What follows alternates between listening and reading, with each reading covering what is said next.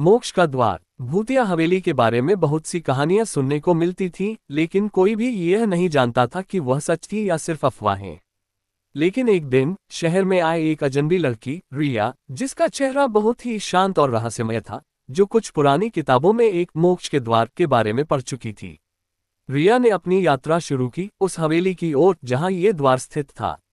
हवेली के बाहर अजीब सा सन्नाटा था। उसे देखकर ऐसा लगता था जैसे समय थम चुका हो। रिया ने हवेली के अंदर कदम रखा और तभी उसे महसूस हुआ कि उसके चारों ओर एक भूतिया आभा फैली हुई है। हवा में गंदगी और पुराने अखबारों की गंध थी। जैसे ही वह हवेली के भीतर कदम रखती है, एक अजीब सी आवाज सुनाई देती है, तुम यहाँ क्यों आए हो? रिया ठिठकी, लेकिन उसने हिम्मत जुटाए और आवाज की ओर बढ़ी। जैसे ही वह एक कमरे में पहुंची, सामने एक पुराना दरवाजा दिखा जिस पर खून से लिखा था मोक्ष का द्वार। दरवाजे के पास एक पुराना साधु बैठा हुआ था जो खुद को मोक्ष का रक्षक बताता था। साधु ने रिया से कहा, तुम जो चाहती हो वो तुम्हें मिलेगा, लेकिन पहले तुम्हें ये समझना होगा कि मोक्ष का मतलब केवल मुक्ति नहीं है। यह एक ऐसी परीक्षा है जो तुम्हारी आत्मा को शुद्ध करती है।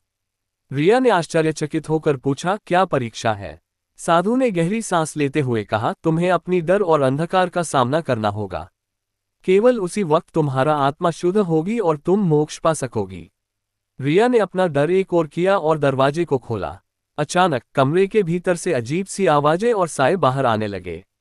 हवेली के काले अंधेरे में एक राक्षसी सी आकृति उभरी जो उसे डराने के लिए तैयार थी। रिया ने अपनी आंखों को बंद किया और खुद से कहा, मैं डर से नहीं भागूंगी, मुझे इस राक्षस का सामना करना होगा।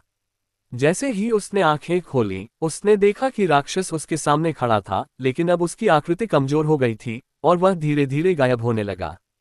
रिया ने समझा कि डर का सामना करने से ही वह डर कमजोर हो जाता है।